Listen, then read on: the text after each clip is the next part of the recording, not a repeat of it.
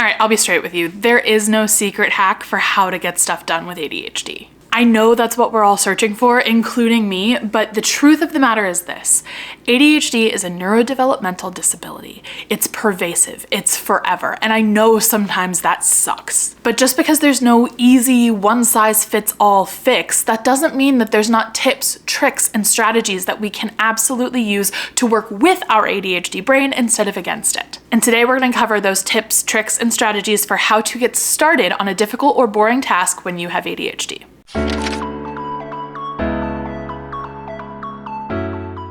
Welcome to Neurodivergent Magic, the YouTube channel for accessible and relatable neurodivergent content. So as I mentioned before, ADHD is a neurodevelopmental disability, meaning that it's a disability that affects the way our brain develops. One of the biggest ways ADHD affects brain development is it impairs our executive functioning. You may have heard of something called executive dysfunction, and if not, you should check out this video. There are actually 8 executive functions that all come together to help our brain run smoothly. But when you have ADHD, you tend to struggle with all 8 of them, including task initiation, which is the one we're going to tackle today. Before we get started, I just want to address a really important point of fact, and that is you are not lazy. I'm sure that you've been called lazy, and I'm sure you've started to call yourself lazy, but the truth is this, you're not. In fact, if laziness is a measurement of how hard you're working, you're the opposite of lazy. You're working double time to get half the results. That's not laziness, that's disability. I officially give you permission to let go of the lazy label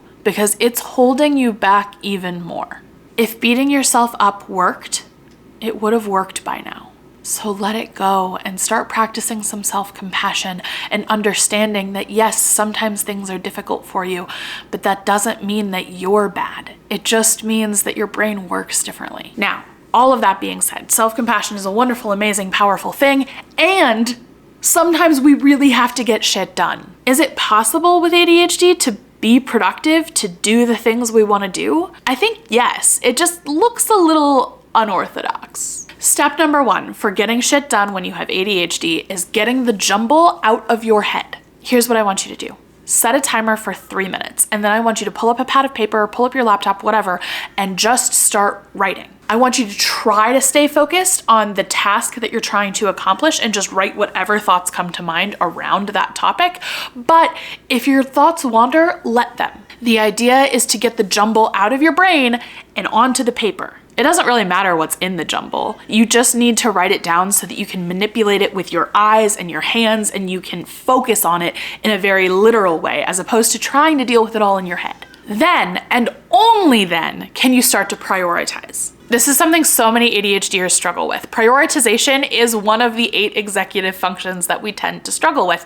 And many of us try to prioritize while we're brain dumping. Did you notice yourself doing it when you did the free write? You were trying to organize what needed done first and then second and then third, and that just made it more confusing and you started judging yourself and struggling really hard just to write something down. Yeah, try the free write again, and this time, do not try to prioritize. Just write down what your thoughts are. Once you've done that, then you can start to prioritize. So how do you start to prioritize?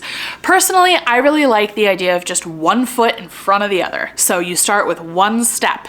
Don't plan out the whole task because odds are something's gonna go awry in the middle and then your whole list is gonna be pointless and you're gonna feel like you failed even though you didn't. Instead, just pick what needs done first. And P.S., little bonus tip, the best place to start for you is the best place to start for you. It doesn't necessarily mean the most logical place to start, the most efficient place to start, or the place other people might start.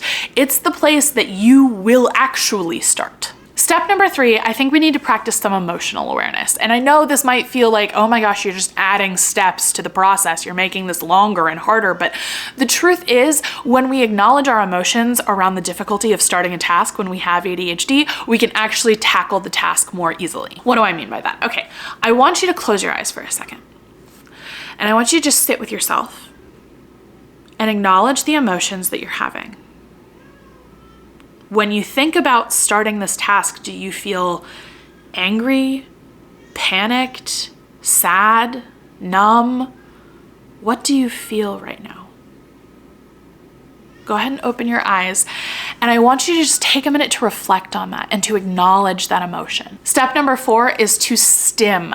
I want you to move that emotion through your body, through body movement. So whatever stimming looks like for you, maybe it's playing with a stim toy, maybe it's flapping your hands, maybe it's dancing, maybe it's singing, but I want you to move your body because it will help the emotion flow through instead of getting stuck. Step number 5 is to acknowledge the mental pain you're about to experience. And yeah, maybe that sounds dramatic to someone without ADHD, but if you have ADHD, you know what I'm talking about. Starting a task is literally painful. And this pain is real. So often we are told to ignore it. We are told that it doesn't count or that it's in our heads, but it's not. The ADHD brain works differently, and part of that includes dealing with more mental pain when it comes to starting boring or difficult tasks. And because this pain is real, your desire to avoid it makes sense. It makes sense that you don't want to do the thing. Of course you don't want to do the thing. It's gonna hurt. But we know the thing needs done anyway. So what we have the power to do is to choose to face one mental pain in order to avoid another. So yeah, you could avoid the mental pain of starting this specific task right now, and then you wouldn't be in mental pain right now. But you will be in mental pain in 3 days when you're facing a deadline that you can no longer meet because you put it off too long. And I know this is hard for a lot of us to grasp when we have ADHD because our sense of time isn't very linear. It's much more of like now or not now. But because you took the time to be emotionally aware and to do your stimming, I think this step, you're going to be able to look inward and say, no, I don't want to suffer in 3 days 10 times harder because I didn't want to suffer now. I am going to choose to suffer because I know it will spare me suffering in the long run. Finally, step 6 is the most ridiculous step and also probably the most effective. If all of this other stuff feels daunting or frustrating or you just don't have the energy to do it, you can skip ahead to step 6 and it'll probably still help, but I think the whole process makes it more effective. So step 6 is to take a deep breath from your belly,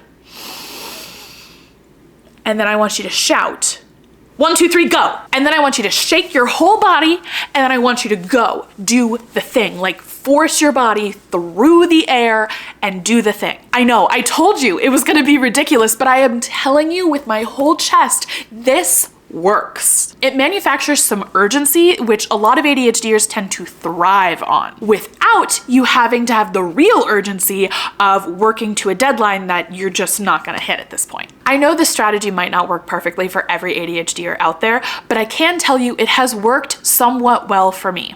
Like I said at the beginning, there is no strategy that's going to magically fix our productivity struggles. But there are strategies that work a hell of a lot better than shaming ourselves and beating ourselves up for something that we can't totally control. If you want some more strategy for how to get through that middle part of a task where you start to get really tired and everything's horrible and you just want to quit and you literally don't see the point in doing this anymore, check back next week for part 2 in this series, which is how to get through the messy middle. And I will see you next week.